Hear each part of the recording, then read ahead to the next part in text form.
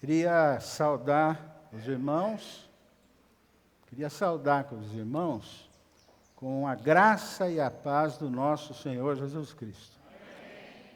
Estamos aqui diante da palavra e vamos abri-la ou acompanhar ali a leitura em Romanos, capítulo 8, versículos de 26 até o 30.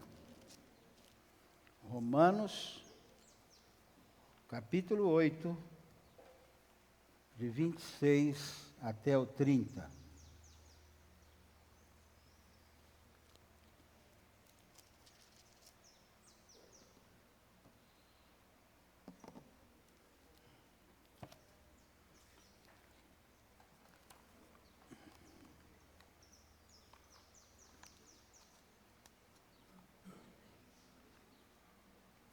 Também o Espírito semelhantemente nos assiste em nossa fraqueza, porque não sabemos orar como convém, mas o mesmo Espírito intercede por nós, sobremaneira, com gemidos inexprimíveis. E aquele que sonda os corações sabe qual é a mente do Espírito, porque segundo a vontade de Deus é que ele intercede pelos santos.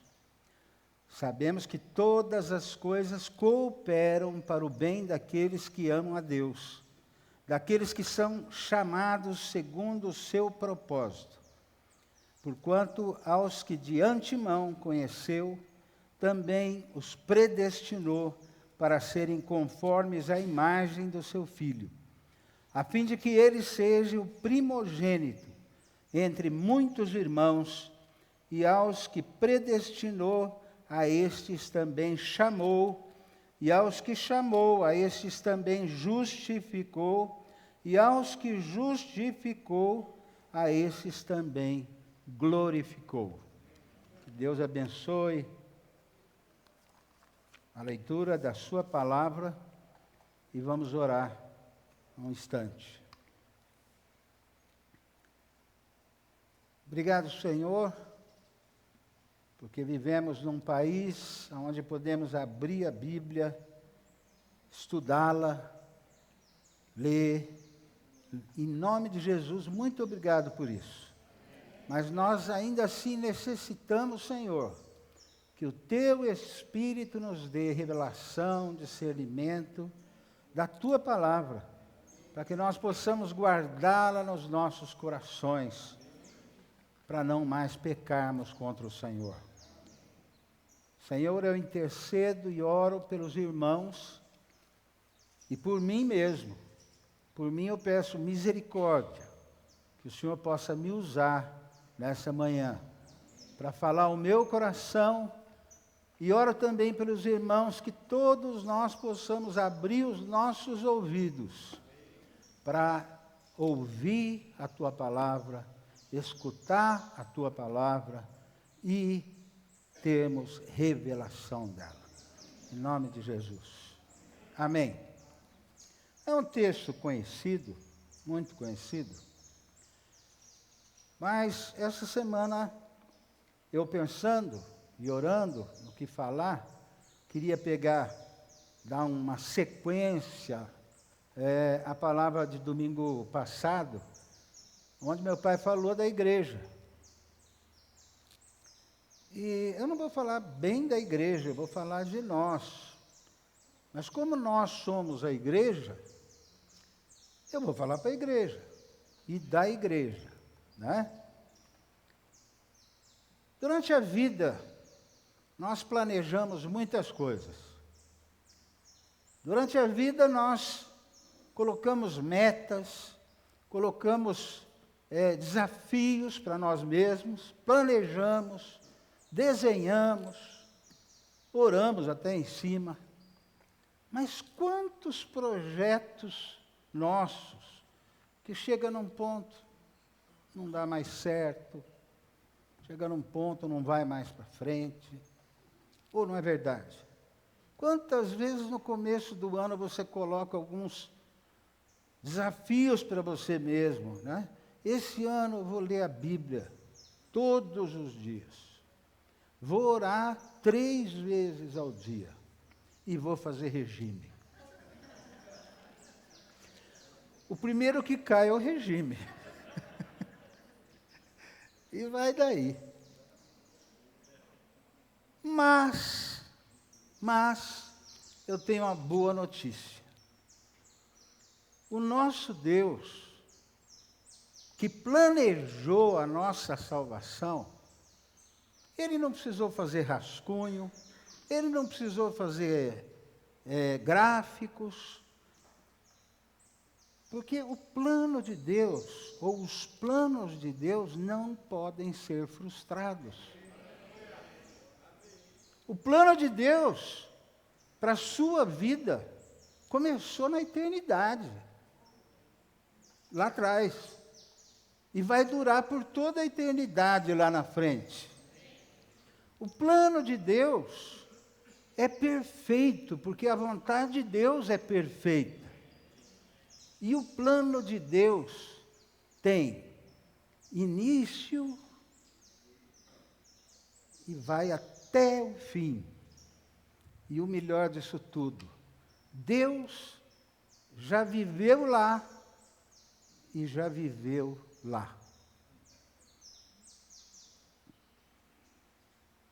Não pensa que Deus está vendo o que vai dar. Ele já sabe o que vai dar. Tanto que ele sabe que ele inspirou João a escrever o seguinte: nem olhos viram, nem ouvidos ouviram, nem jamais penetrou em mente humana.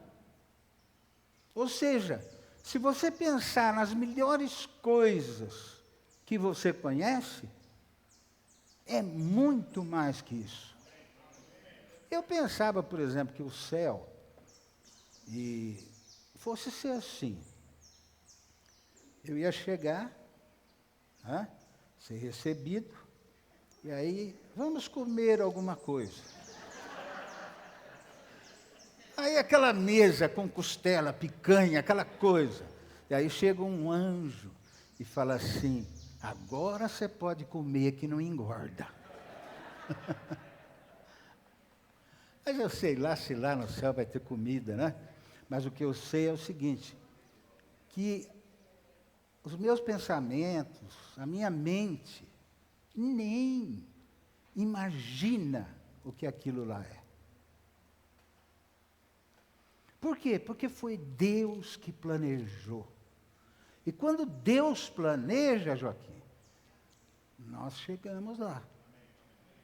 E esse texto fala, principalmente no versículo 30, ele dá exatamente o caminho, o que ele fez para que nós pudéssemos ter a certeza que vamos chegar lá.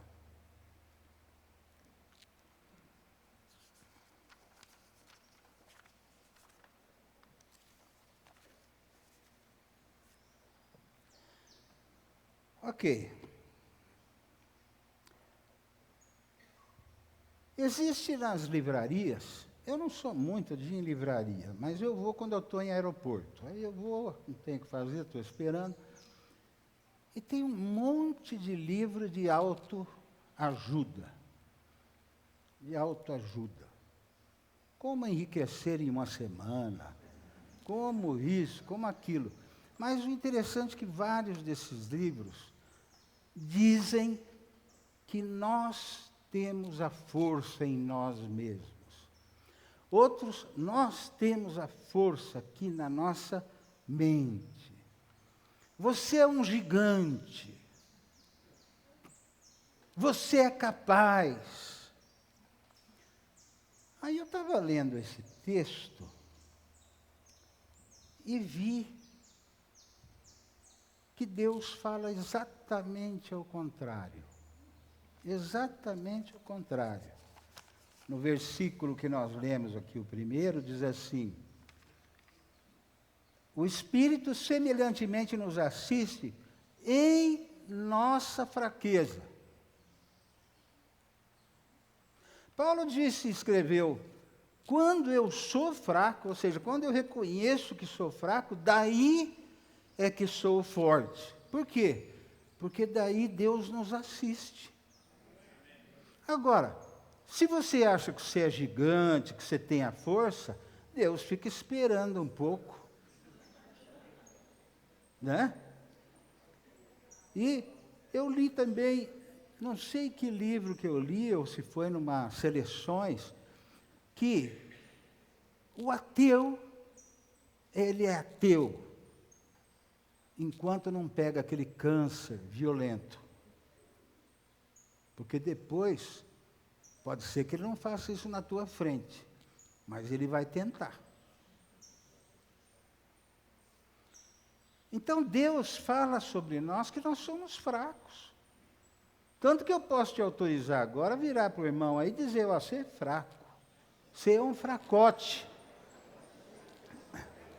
E eu também, né?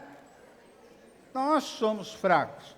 E o Espírito, então, nos assiste em nossa fraqueza. Na hora que você reconhece que é fraco, você não está aguentando o peso da tua carga, Senhor, eu não aguento, eu sou fraco. O Espírito te ajuda. Mas, no que nós somos fracos? Acabamos de ler. Não sabemos orar como convém. Não sabemos orar como convém. Papai, eu quero essa faca, me dá essa faca. Não, filho, isso aqui pode te machucar. Ah, me dá. Você conhece alguém, alguma criança que faz assim? O Ed, quando era criança.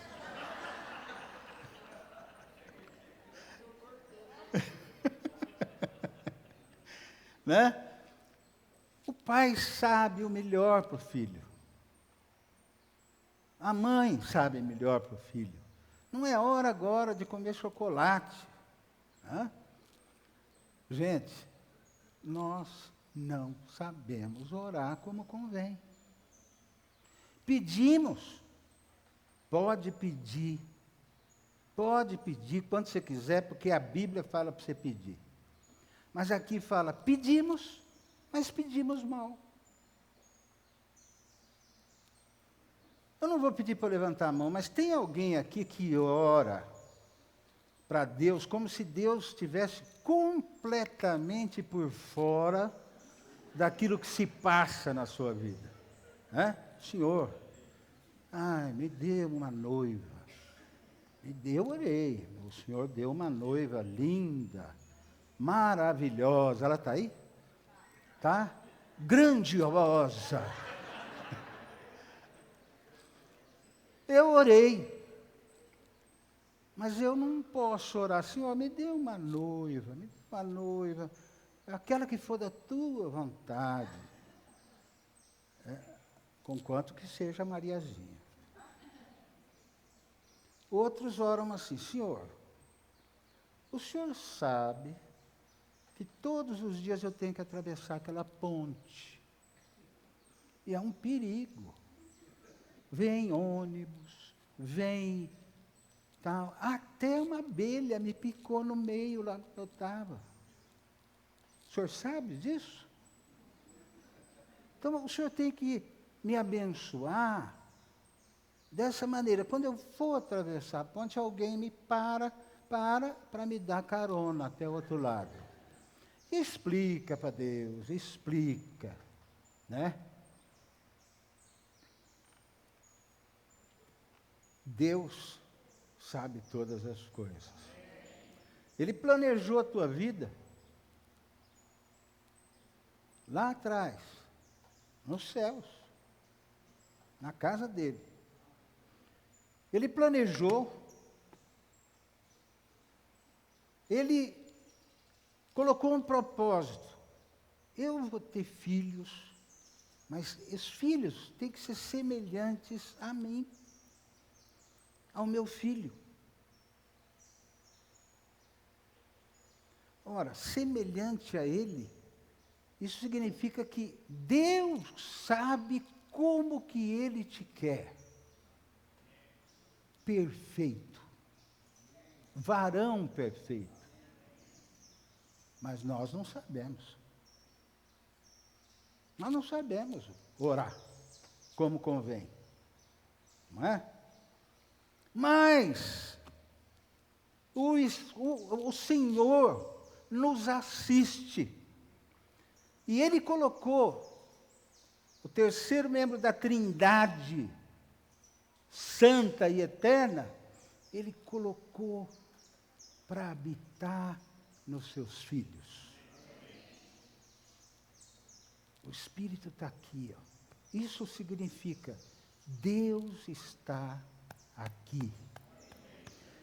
E se há um que conhece e sabe orar, conhece o Pai, é o Espírito Santo.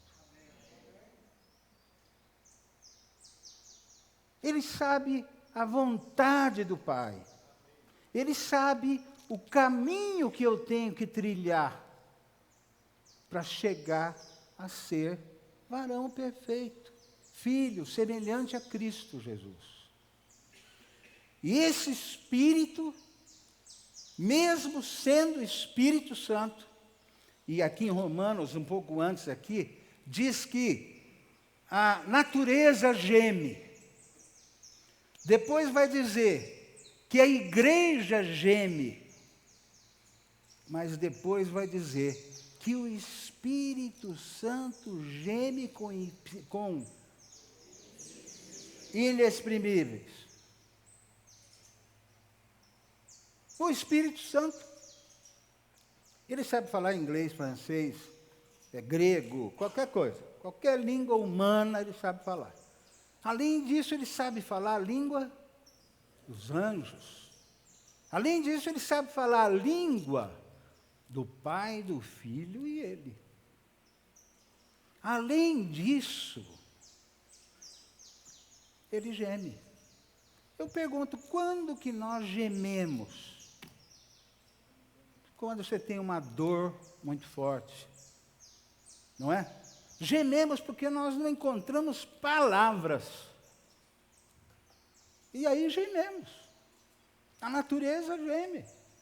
A igreja geme.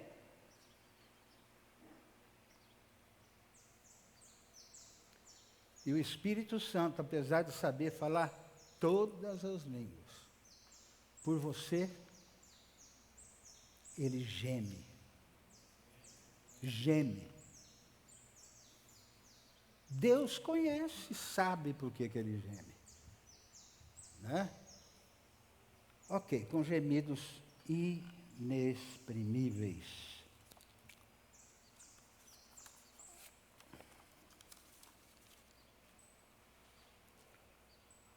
E aquele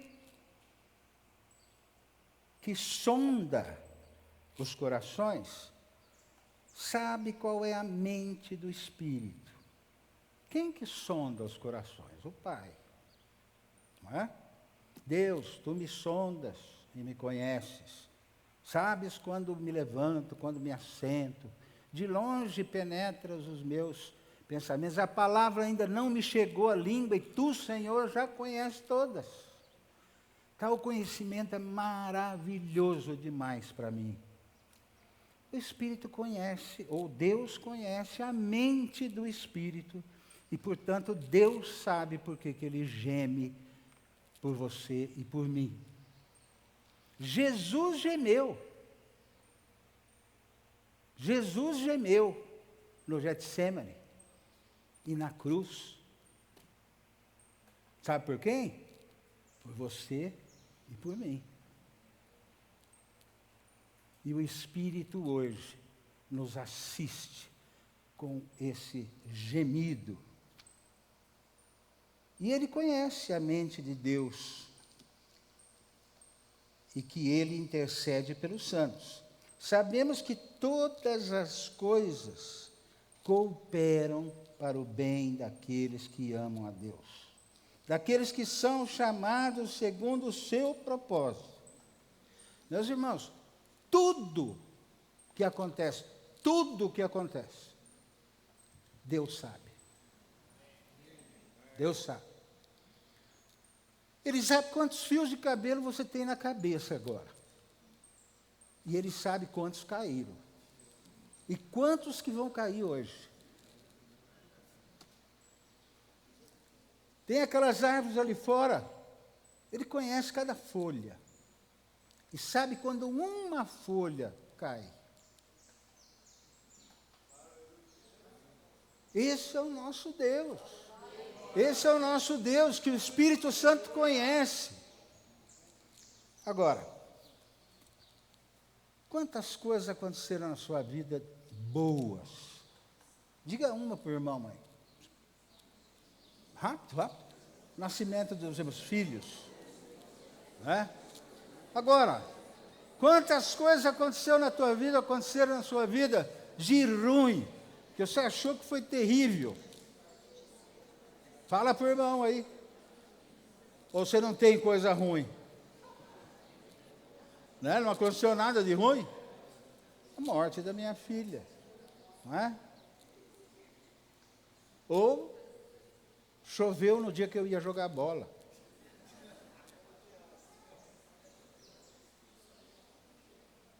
Alguém chegou para mim hoje cedo e falou, será que vai chover? Eu falei, não sei, tomara que não chova. Né? Deus sabe se vai chover ou não. Hoje em dia, até a meteorologia sabe, mas erra muito também, né? Ok. Sabemos que todas as coisas, cooperam para o bem daqueles que amam a Deus. Diz que tinha uma criança deitada no chão assim, e a mãe bordando algo grande, e ele estava vendo por baixo. Por baixo você vai ver o avesso, não é? Ele viu aquilo e falou para a mãe, mamãe, está muito feio isso aí.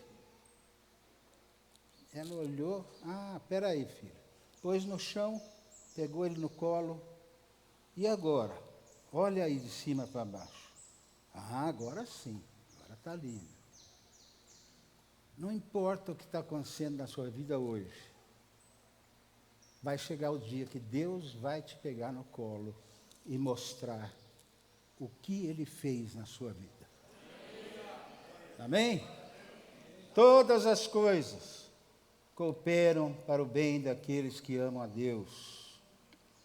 Porque aos que de antemão conheceu, também os predestinou para serem conformes à imagem do seu Filho, a fim de que ele seja o primogênito entre muitos irmãos, e aos que predestinou, a esses também chamou, e aos que chamou, a esses também justificou, e aos que justificou, a esses também glorificou.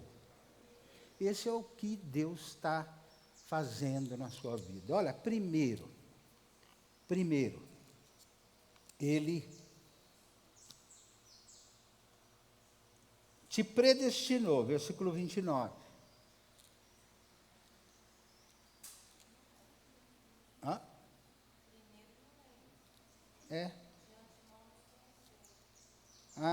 Então conheceu o segundo, porque esse é o primeiro. Eu errei aí quando eu dei para você, tá? Viu, filha? Tá? Primeiro Ele nos predestinou. Depois, Ele te escolheu. Como que Ele te escolheu? Se nós fôssemos aqui ouvir testemunhos, né? Eu vou contar um, porque ele não está aqui, eu vou aproveitar. O Gaio, o Marcelo Gaio. O Marcelo Gaio, a igreja funcionava naquele salão, que logo nós vamos estar voltando para ele, e ele deixava as filhas lá e a esposa, e saía, ficava andando pela chácara, para fumar, né, para tal, e vai, todo domingo. Aí um domingo, ele resolveu passar pela estradinha que passa em frente de casa. E eu tinha um cachorro desse tamanho. A Meg. A Meg não, o Aladim. Quando ele viu o cachorro, e o cachorro, você sabe, né? Ele olha, ele faz assim. Né? Ele parou. E o cachorro andou na direção dele e tal. Ele falou assim, Senhor, foi a primeira oração dele. Senhor, se o Senhor me livrar dessa, eu nunca mais saio lá de cima. Deus chama, sei lá a maneira como Ele te chamou. Ele chamou o Nelinho, né? A maneira dele. Ele me chamou, a sua maneira, Ele te chamou. Você está aqui porque Ele te chamou, não é? E aos que chamou, deixa eu achar aqui agora. Aos que chamou, Ele justificou. Justificou. A Bíblia diz que não há um justo nem sequer um. Portanto, nós não somos justos. Nós somos justificados por Cristo. A justificação é muito mais do que a gente imagina. Justificação é pegar toda a tua dívida para com Deus e perdoar. Perdoar. Você não deve mais nada para Deus. Então, daí eu penso nos 10 mandamentos. Vamos ver o que eu devo para Deus. Não terás outros deuses diante de mim. Tá bom. Isso eu obedeço. Não farás para ti imagem de escultura. Também. Não tome o nome de Deus em vão. É a lei do sábado. Guardar o sábado e tal. Ou domingo, sei lá, né? Honra teu pai e tua mãe. Sexto. Não matarás. Não adulterarás. Não roubar. Não roubarás. Nono. Oi? Não. Esse é o 10º. O 9º é aqui. Falso testemunho. Esse aí eu já obedeço faz tempo, por isso que eu não lembrei. Falso testemunho. Mas o 10º é não cobiçarás nem a mulher do teu próximo, nem as coisas que ele tem, nem e vai daí para fora. Notem que esse mandamento, os outros dá para você enganar. Enganar pelo menos as pessoas. Né? Eu não mato. Você já xingou alguém? Já matou, mas tudo bem. Né? Eu não mato, eu não roubo, eu não isso. Bom, tudo bem. Mas o 10º, só Deus sabe o que você já cobiçou até hoje. Acho que nem você sabe tudo que você cobiçou. Mas Deus sabe. Deus sabe. Então vamos dizer que eu obedeço aos 9, mas sobra esse. Mas dizem que, essa é coisa de americano, né? Dizem que nós temos, em média, 10.000 pensamentos por dia, passa aqui. Não sei como é que fizeram isso, né? Mas aquela história, meu pai conta uma história, ele era professor de geografia, lá no Senac, né? Professor de geografia. Eu não sabia que o senhor sabia de geografia, mas, né? Ele falou, o peso da Terra é, e deu lá um número que eu não sei. O que passou na tua cabeça? Exatamente o que um aluno que nasceu em Portugal ele perguntou: "Ô raios, como pesar o mundo?" E a turma riu, né? Mas ninguém sabia. Todo mundo acho que pensou: ué, como é que será que pesaram o mundo? E aqui é a mesma coisa, olha, 10.000 pensamentos por dia. Se for 10.000, vamos supor que você não tenha 9.000 desses. Você é um cara muito bom, você só tem 1.000. Então você tem 1.000 pecados por dia. 30.000 por mês. E aí vai, ano após ano. E a Bíblia diz que toda palavra maldita, todo pecado vai ser acertado com Deus. Você vai ter que prestar conta disso diante de Deus. Agora, qual que é o réu? Meca, qual que é o réu que chega para ser julgado e tem assim: o senhor tem milhões de acusações aqui.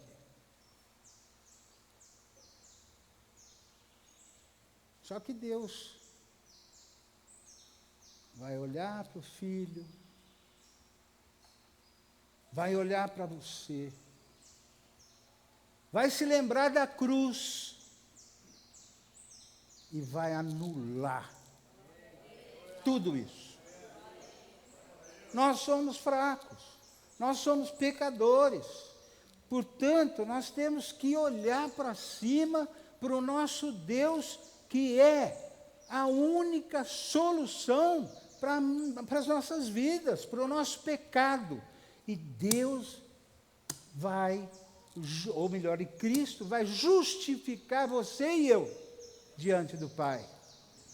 Está justificado. Está justificado. Isso aconteceu na cruz.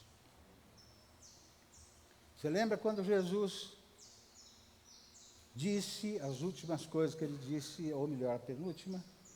Pai, está tudo consumado. Sabe o que está consumado? A minha e a sua salvação.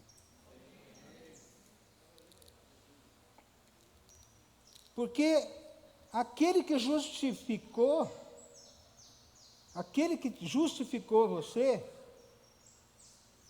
também glorificou. Te glorificou. Ué, mas o tempo desse verbo não está errado? Porque a glorificação vai ser quando Jesus voltar.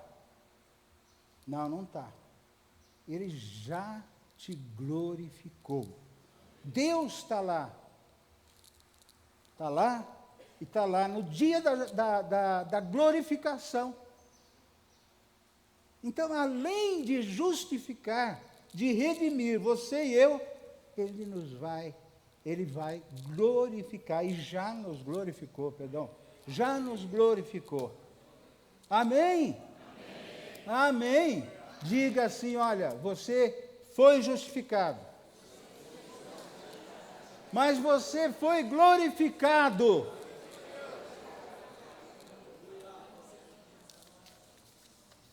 Conclusão.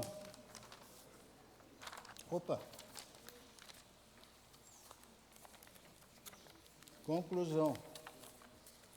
Agora que eu achei o papel, ele viu, mas...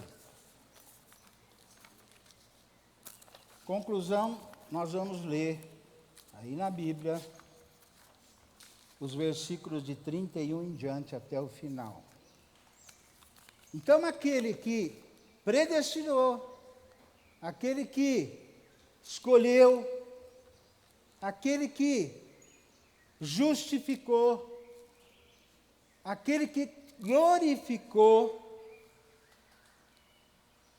é o nosso Deus. E nós precisamos não olhar para as circunstâncias, o que acontece ou deixa de conhecer, mas olhar para o nosso Deus, que tem a história nas mãos. E por isso você pode dizer: que diremos, pois? Se Deus é por nós, quem será contra nós?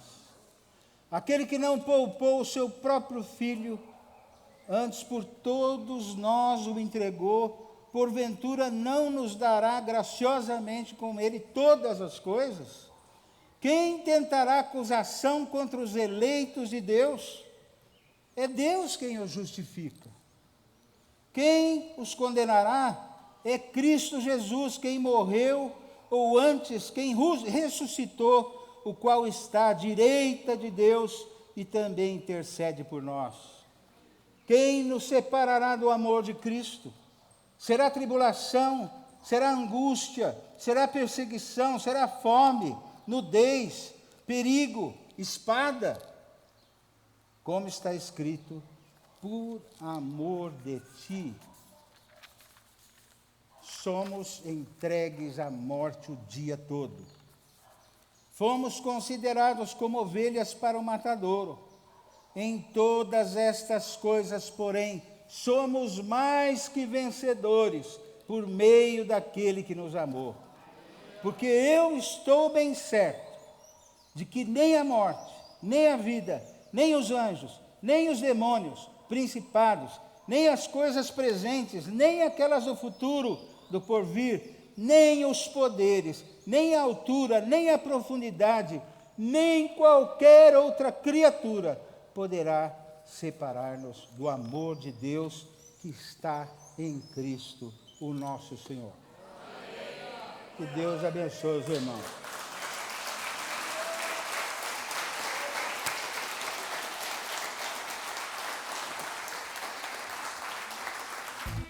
tvcmc.com.br é o nosso canal para compartilhar o Evangelho do Reino de Deus e o senhorio de Jesus Cristo.